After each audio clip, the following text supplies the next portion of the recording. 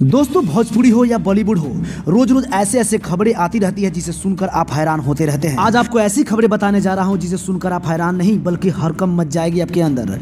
दोस्तों, आज हमारे बॉलीवुड के सुप्रसिद्ध एक्टर सलमान खान बिना सोशल मीडिया को बताए चुपके से शादी कर लिए हैं। जी हाँ, आप सही सुन रहे हैं। आखिर सलमान खान को अचानक ऐसी क्या मजबूरी हुई कि जो 60 साल बाद शादी करनी पड़ी। दोस्तों, आप सभी को पता है कि सलमान खान सोशल मीडिया के जरिए बताए थे कि हम शादी कभी नहीं करेंगे, लेकिन सलमान खान के पास अगर नंबर ऑफ गर्लफ्रेंड की बात करें तो 4-5 से अधिक रह चुकी है। लेकिन दोस्तों, आपको बता दें कि इतना सारा होने के बाद सलमान खान शादी नहीं किए थे, लेकिन अभी शादी क्यों कर लिए, ये सवाल आप सभी के दिमाग में बार बार खटक रही होगी। दोस्तों, आखिर में इनकी पत्नी दुल्हन कौन बनी है?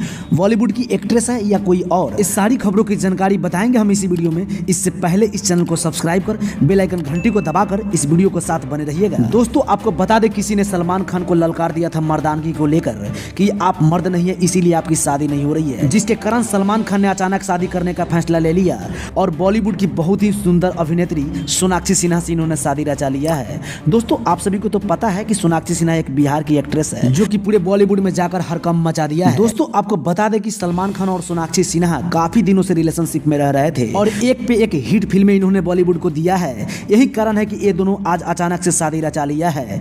दोस्तों, ये दोनों की जोड़ी आप सभी को काफी ज्यादा सुपर डुपर हिट लगती है, लेकिन ये दोनों आज शादी के बंधन में बंध गए हैं। अब आपको ये जोड़ी कैसी लग रही है? कमेंट बॉक्स में अपनी राय जरूर बताएं।